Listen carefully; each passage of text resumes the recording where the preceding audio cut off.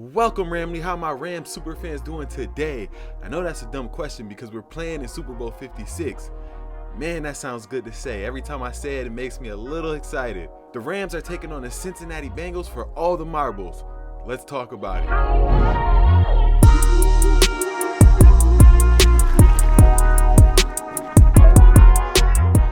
Let's get the boring stuff out of the way really quickly and talk about the injury report. The Rams stated that if they had a game this Sunday, tight end Tyler Higbee would have been considered doubtful to play. Higbee injured his knee early in the NFC Championship game.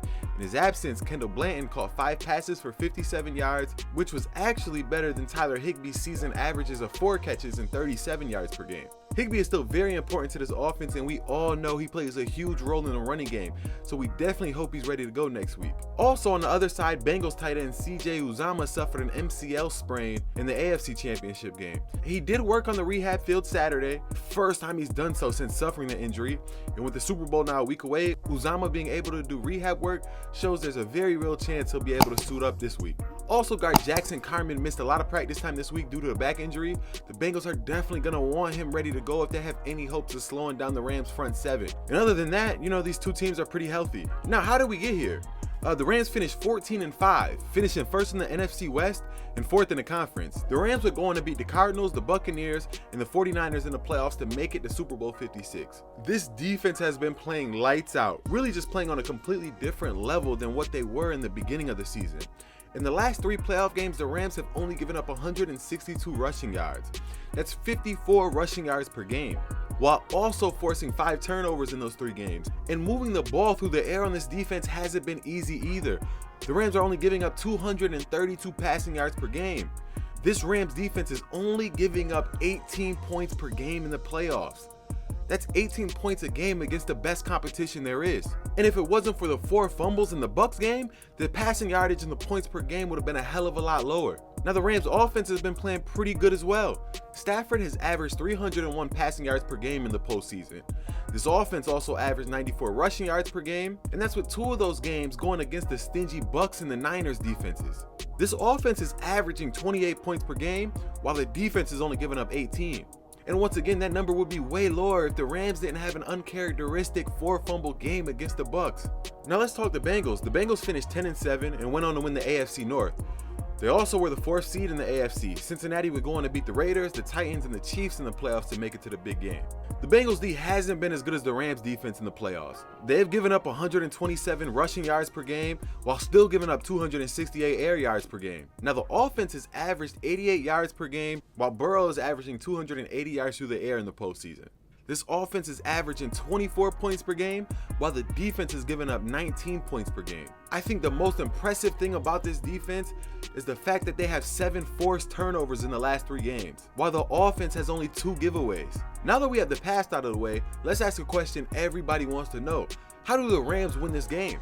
The answer is pressure, pressure, and more pressure. All while this offensive line gives Stafford all the time he needs to make things happen. The key is the Rams dominating the trenches on both sides of the ball.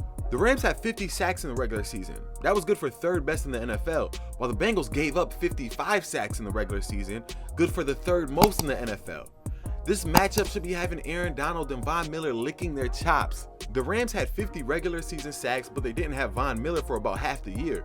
You can only imagine those numbers would be way higher if he played here in week 1. The Bengals offensive line has struggled all season. They even gave up 9. Yes, you heard that right, in case you didn't know that. 9 sacks against the Titans just 2 games ago. Their defensive performance in that game is what kept them alive. And while the Tennessee Titans have a good pass rush, it pales in comparison to what Los Angeles has. And I'm not saying the Rams are going to get 9 sacks this game, but I expect pressure to be constant, which will hinder Burrow's ability to stand in the pocket and take long shots down the field. And if the Bengals want to keep up with Matthew Stafford and the Rams offense, they're going to have to take shots down the field. Now I'm sure all you Bengals fans are wondering, how do the Bengals win this game? They win by doing the same thing they've done all postseason. Cause this Rams team to turn the ball over while not turning it over yourselves. And forcing the Rams to turn the ball over isn't a hard task. They turned the ball over 4 times against the Bucs a few games ago, and Stafford's been known to throw a bad timed interception or 2. The Bengals would also need Joe Burrow to have one of the best games he's had all year, and I could definitely see that happening. I think the Rams D-line will cause tons of pressure regardless. But Joe Burrow is good enough to have a great game while dealing with the pressure. Even with the Titans getting 9 sacks on Burrow in the divisional round, he still managed to get 348 yards with an amazing 75% completion percentage and a 93.1 passer rating. The Bengals would need a quarterback that can overcome a tremendous amount of pressure, and Joe Burrow has already proven he could do that. Really quick, before we get into my prediction, online sports betting has just become legal in New York, my home state. It's also legal in several other states around the country. If you're planning to sign up for DraftKings Sportsbooks or FanDuel Sportsbooks, please click the links in the description of this video. The Rams are currently 4-point favorites in the Super Bowl. And you could also make bets on how many passing yards you believe Stafford will go for, or who will score the first touchdown. If you're interested, please click the link below. It really helps this channel out, and if you like these videos, that kind of support goes a long way. So thank you. Now let's get back into my prediction. Now I truly believe in my heart that the LA Rams are a much better team than the Cincinnati Bengals. I think they're better on all phases of the ball, and I would even give the Rams the edge in most position groups. I believe the Rams match up perfectly with the Bengals. The Rams have an amazing pass rush, and the Bengals have a terrible offensive line. The Bengals like to stretch the field with Jamar Chase. The Rams have the best cornerback in football to shadow him. One of the best players on their team is Joe Mixon. The Rams front seven hasn't allowed any rushing yards in a very long time. If there was one team the Rams wanted to see in the Super Bowl, it was probably the Cincinnati Bengals. Now, if this was a 7-game series, I would be celebrating the Rams Super Bowl victory already. But that's what makes the NFL the best league in the world. The best team doesn't always win. Just ask the 2007 or the 2011 New York Giants, or the 2000 Baltimore Ravens, or even the 2001 New England Patriots. Yes, Ramley, we all remember them. The Bengals have to only be better than the Rams for 60 short minutes. And while I do believe the Bengals defense was average at best in the regular season, the stats would say they're a bottom of the league unit, but they are much improved as of late and have been playing really good ball. I mean, just look at their last game, for example. The Bengals got down early, 21-3, and the defense made Patrick Mahomes look like Mitchell Trubisky in the second half. If they can do that to Mahomes, they can cook up a game plan to confuse Stafford as well. Now, this stat is kind of mind-blowing. In the last 11 games, the Bengals defense held their opponent to under 21.7 times. They also held the Chiefs to 21 points in the AFC Championship until the final play of regulation.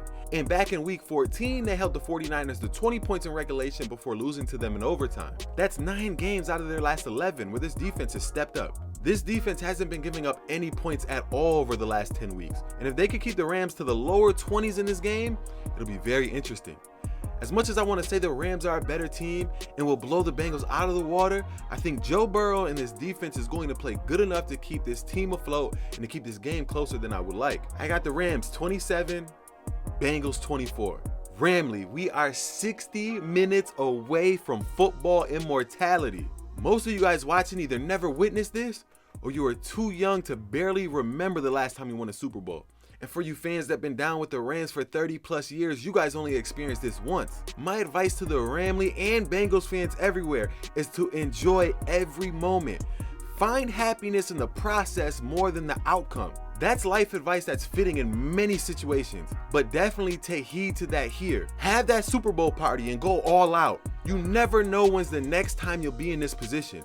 So treat it like it's the last time. And if your team happens to win, celebrate safe, but party hard. And you don't gotta act like you've been there before, because you probably haven't.